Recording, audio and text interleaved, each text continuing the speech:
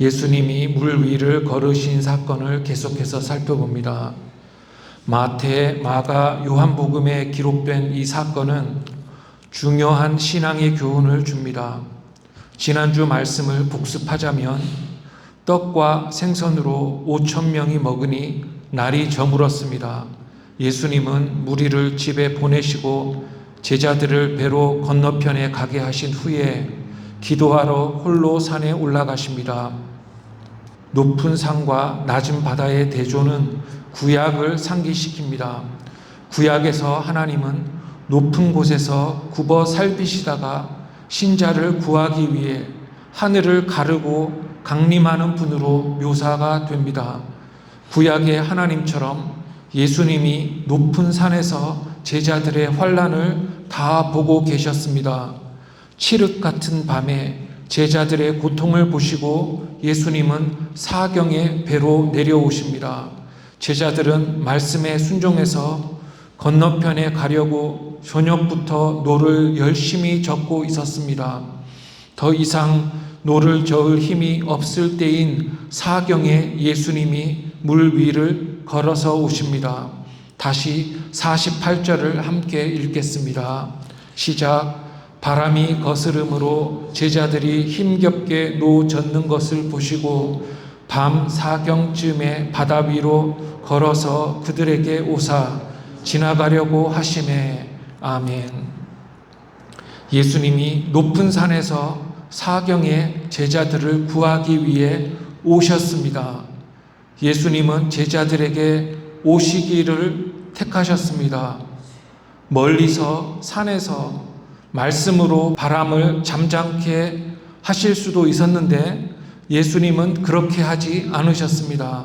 예수님은 폭풍 가운데 고전하고 있는 제자들을 가운데로 오셨습니다. 그들의 고통에 동참하기를 원하셨습니다. 하나님은 인생을 이렇게 다루십니다. 폭풍이 부는 이유가 있습니다. 모든 일에 인간이 알 수 없는 이유가 있습니다. 비를 예로 들어보면 비는 위로부터 내려서 농부의 땅을 적시고 동물을 위한 옹달샘을 채우고 인간의 심금을 울리는 등의 선 기능을 하기도 하지만 어부의 목숨을 위협하는 역기능을 할 수도 있습니다. 하나님은 단순한 비를 내리셔서 수많은 목적을 이루시는데 크게는 구원과 심판을 이루십니다. 폭풍도 마찬가지입니다. 폭풍도 많은 목적을 이룹니다. 비와 바람은 생명과 공급과 심판의 도구가 되는 것입니다. 그러므로 폭풍을 없애달라는 기도는 옳은 기도가 아닙니다. 폭풍이 내게 유익이 없다고 할 수 없습니다. 모든 만물보다 높으신 분이 계시면 두렵지 않다는 담대한 마음이 더 중요한 것입니다. 그래서 예수님은 폭풍을 없애지 않으시고 그가 배로 오셔서 그곳에 계심으로써 그곳을 안전하게 하셨습니다. 폭풍이 없어지는 것이 아니라 예수님이 우리에게 오셔서 우리 마음을 담대하게 하시는 것입니다. 인생의 바다를 건널 때도 마찬가지입니다. 우리는 우리가 원하지 않는 것이 없어지기를 원하지만 기도 응답은 그렇게 오지 않습니다. 예수님이 가장 귀한 분이심을 아는 것 외에는 아무것도 문제가 되지 않음을 환난 중에서 깨달을 때 환난이 끝이 난다는 것입니다. 대학에 합격하기를 위해 간절히 기도하지만 하나님의 은혜를 경험합니다. 그래서 대학에 떨어지는 것이 문제가 안 됩니다. 사업 환경이 나아지기를 위해 기도하지만 기도 중에 하나님의 은혜를 경험합니다. 그래서 사업 환경이 나빠져도 문제가 안 되는 것입니다. 질병이 낫기를 위해 기도하다가 하나님의 은혜를 경험합니다. 그래서 범사에 감사하게 됩니다. 대학에 떨어지는 공포, 사업 실패에 대한 공포가 인간을 압도하지만 만물보다 높으신 하나님을 경험하면 실패에 대한 두려움보다 하나님 뜻대로 행함을 더 바라게 되는 것입니다. 신자는 이 사실을 잊지 말아야 합니다. 순종하는 자는 자기 임무를 힘들다고 거두어 달라고 하지 않으며 임무 중에 오는 고난을 없애달라고 기도하기보다는 고난을 이길 힘을 달라고 기도하며 하나님의 함께 하심을 기도하는 것입니다. 예수님이 바다 위를 걸으십니다. 물 위를 걸으심은 그의 신성을 드러냅니다. 그가 어두운 밤에 제자들이 힘겹게 노를 젓는 것을 보신 것도 그의 신성을 드러냅니다. 구약에 따르면 하나님이 물 위를 걸으시며 물 위에 길을 내십니다. 하나님이 물에 길을 내심도 그의 능력을 드러냅니다. 그것은 하나님만이 하시는 일입니다. 인간은 물을 무서워합니다. 그러나 물과 관련된 모든 것을 하나님이 주관하십니다. 아까 예로 들었듯이 하나님은 비를 내리시고 파도를 일으키시고 어떤 때는 물을 마르게 하십니다. 욥기 28장 25, 26절을 함께 읽어보겠습니다. 바람의 무게를 정하시며 물의 분량을 정하시며 비 내리는 법칙을 정하시고 비 구름의 길과 우레의 법칙을 만드셨습니다. 바람은 불게 되어 있습니다.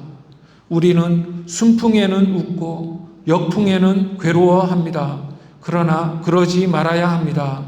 내게 불리할 때는 슬퍼하고 유리할 때는 기뻐하고 그러지 말아야 합니다.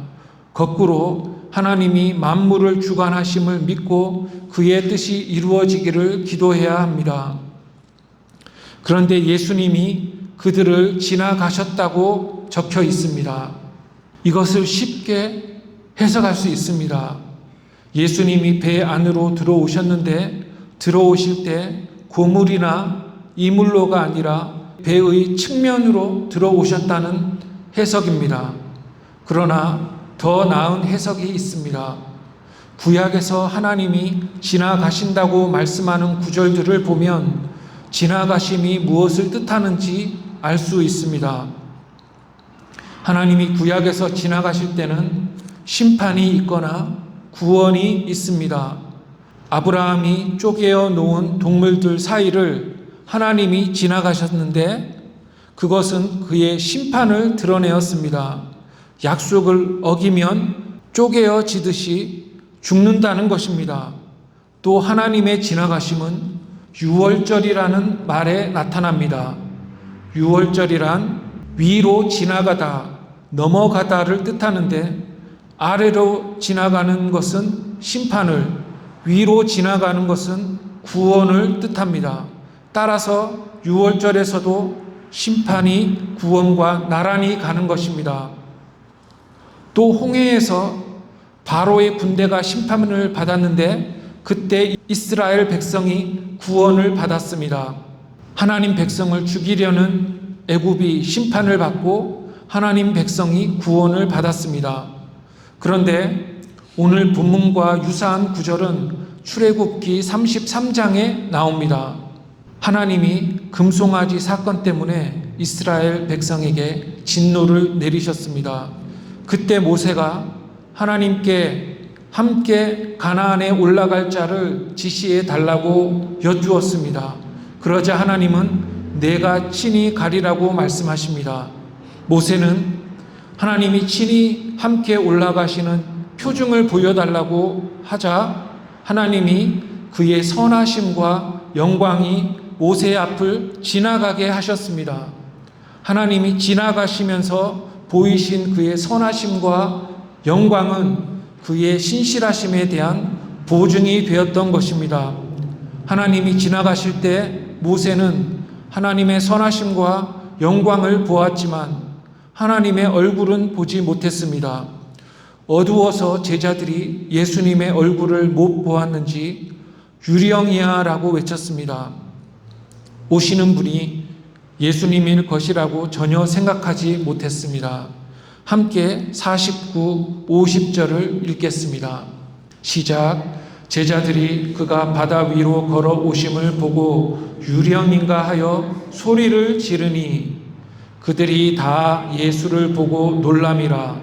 이에 예수께서 곧 그들에게 말씀하여 이르시되 안심하라, 내니 두려워하지 말라 하시고. 아멘.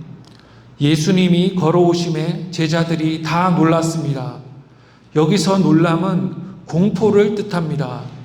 노젓느라 지친 제자들은 오는 것이 유령인지 알고 두려워했다는 말입니다.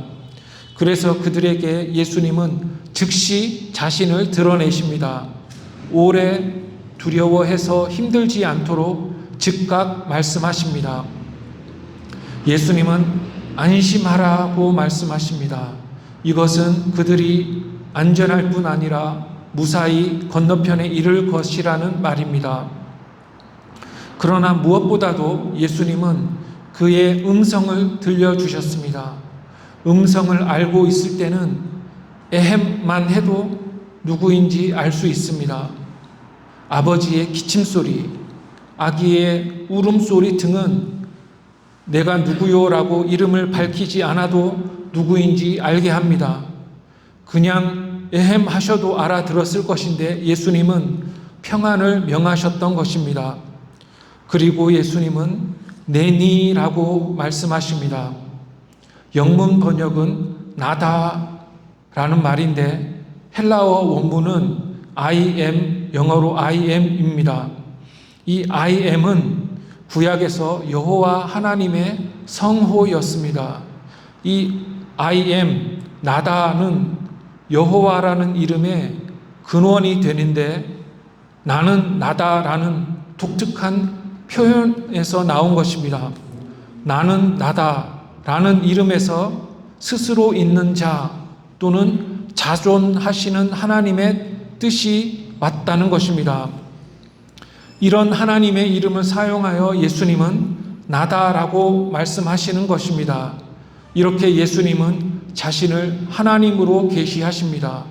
바리새인들이 들었다면 신성모독으로 그를 고발했을 것입니다. 다시 한번 예수님은 자신이 하나님임을 드러내시는 것입니다. 예수님은 더 자세하게 말하지 않으십니다. 안심하라, 그리고 내니라는 말로는 한 사람의 정체에 대해 아무것도 말할 수 없으나 제자들은 즉시 이해했습니다. 이것은 신앙에 대해서도 유사합니다. 하나님이 인간에게 어떻게 하여야 그가 하나님이신지를 증명하실 수 있겠습니까? 예수님은 나다라고만 하심으로써 그의 정체를 제자들에게 밝히 드러내셨습니다. 하나님만이 나다라고 하실 수 있습니다. 하나님은 만물보다 크심으로 만물의 한 부분을 가지고 그의 존재를 비유할 수 없습니다. 나다라고 하시는 분은 만물보다 크신 분이신 것입니다. 예수님은 자신의 음성을 들려주셔서 자신의 신성을 드러내심으로써 그가 제자들이 따라다니는 예수님임을 계시하셨고 제자들은 그가 예수님임을 알게 되었습니다. 그리고 예수님은 배 안에 들어가십니다. 낙심하고 두려워했던 그들은 이제 예수님 때문에 평안합니다. 함께 51, 52절을 읽겠습니다. 시작. 배에 올라 그들에게 가시니 바람이 그치는지라 제자들이 마음에 심히 놀라니 이는 그들이 그 떡 떼시던 일을 깨닫지 못하고 도리어 그 마음이 둔하여졌음이러라. 아멘. 예수님이 배에 들어가십니다. 만약 제자들이 예수님이 유령이라고 생각했다면 예수님을 배로 들여 모시지 않았을 것입니다. 그들이 무리를 걷는 분이 예수님임을 알아보았기에 예수님은 배로 들어가셨습니다. 그러나 아직 믿지 못하는 자들이 있었던 것 같습니다. 이것은 아직도 예수님의 하나님 되심을 믿지 못했다는 말입니다. 예수님이 들어가시자 바람이 즉시 그칩니다. 이 사실은 건너가라는 예수님의 명령과 바다의 폭풍이 모두 훈련이었음을 드러냅니다. 훈련이 끝나니 바람이 불필요해졌고 그래서 바람이 그쳤습니다. 바다 복판의 배는 즉시 목적지에 이릅니다. 제자들의 인내와 담대함에 대한 점검이 끝났기 때문에 바람이 그친 것입니다. 제자들은 놀랐는데 마음이 둔해져서 놀랐다고 말씀합니다. 이것은 마태복음과 모순이 되는 듯해 보입니다. 마태복음에는 제자들이 예수님을 구주로 믿었다고 적혀 있습니다. 저는 어떤 제자는 예수님을 믿었지만 어떤 제자는 아직도 믿지 못했다고 해석합니다. 예수님의 신성을 믿는 제자도 있었고 아직 믿지 못하는 제자도 있었다는 것입니다. 마태복음 마지막 장에는 부활하신 예수님을 보고도 아직도 믿지 못하는 제자가 있었다는 구절이 있습니다. 오병이어 기적을 보았는데도 믿지 못함이 참 안타까웠습니다. 믿지 못하는 이유는 마음이 둔해졌기 때문인데 세속적인 욕심이 있으면 마음이 둔해지는 것입니다. 그런데 마가는 베드로가 물에 빠짐을 기록하지 않고 있습니다. 마태만이 베드로의 물에 빠짐을 언급합니다. 베드로는 예수님처럼 물 위를 걸으려고 물로 나갔다가 빠졌는데 예수님이 손을 내밀어 그를 건지셨습니다. 마태는 예수님이 베드로와 함께 배에 타셨다고 적고 있습니다. 또한 제자들의 활약이 조금씩 늘어납니다. 예수님이 승천하신 후 사역할 때 제자들은 어떠한 폭풍에도 담대해야 할 것입니다. 아무리 무서워도 예수님이 물 위로 걸어오심을 믿는 자는 두려워하지 않는 것입니다. 어려울 때마다 예수님의 음성을 기억해야 하는 것입니다. 53절에 따르면 예수님이 탄 배는 게네사렛 땅에 정박합니다. 그리고 배에서 내립니다. 이 정박이라는 말은 그들이 안전하게 도착함을 강조합니다. 게네사렛은 가버나움에서 가까운 갈릴리 해변 동네입니다. 즉 예수님이 가까운 다른 동네에 도착하셨고 거기에서도 사역하실 것입니다. 배에서 그들이 내리자 사람들이 예수님인 줄 알고 왔습니다. 밤에 물 위를 걸으시는 예수님을 보고 제자들은 그를 유령으로 인식한 것과는 대조적으로 밝을 때 예수님을 보자 게네사렛 사람들은 예수님을 알아보았습니다. 이는 이전에 그들이 예수님을 배웠던 적이 있음을 말해줍니다. 그들은 예수님의 도착을 이웃에게 즉시 알립니다. 그러자 사람들이 사방에서 병자를 데리고 와서 예수의 옷자락이라도 만지려고 합니다. 그런데 옷을 대는 자는 다 나음을 얻었습니다. 예수님은 이제 다시 그의 정상적인 사역에 착수하십니다. 이 구절들은 예수님이 쉬지 않고 열심히 사역하셨음과 그럴 때마다 그의 이름이 널리 퍼졌음을 말해줍니다.